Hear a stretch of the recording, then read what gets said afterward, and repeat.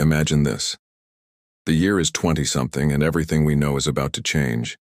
Not from a sci-fi movie plot, but from something very real, sleeping right beneath our feet in the heart of America. I'm talking about the Yellowstone supervolcano. What if it erupted? It's a question that sends a shiver down your spine, right? But let's not dwell on the disaster itself.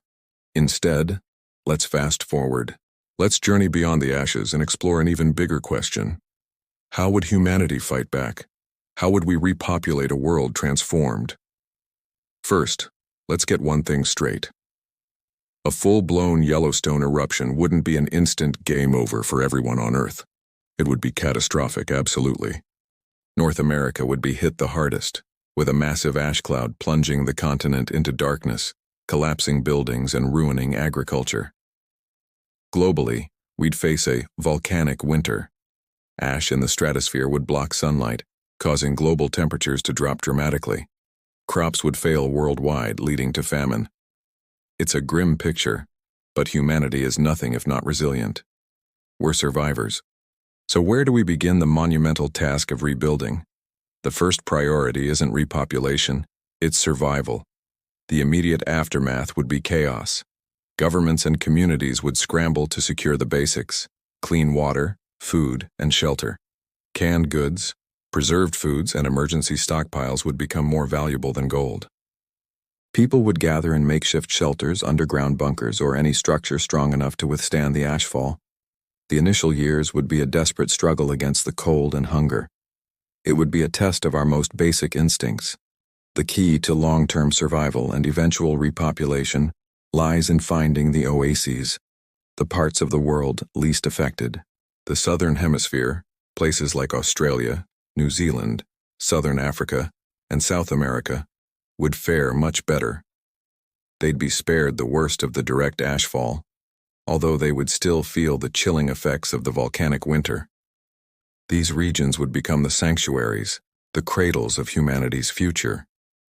Survivors from the devastated northern regions who could make the perilous journey would seek refuge there. In these sanctuaries, a new kind of society would form.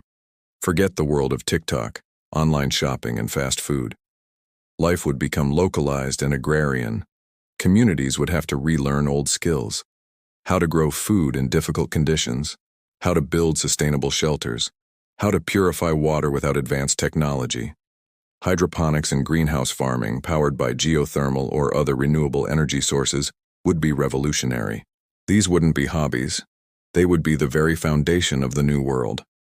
Every calorie would count, and every person would have a vital role to play, whether as a farmer, an engineer, a doctor, or a teacher. Now let's talk about the big one: repopulation. It's not as simple as just having more kids. In a world with scarce resources, a baby boom could be just as dangerous as a famine. The decision to bring a new life into this world would be a heavy one. The health of the mother, and the ability of the community to support a child, would be the most important factors. The global population would have plummeted, so rebuilding our numbers would be a generational project, a slow and steady marathon, not a sprint. Initially, communities would be small and isolated. Genetic diversity would become a major concern. Think about it. If you have a small group of people, the gene pool is limited. To ensure the long-term health and viability of the human species, these isolated pockets of survivors would eventually need to reconnect.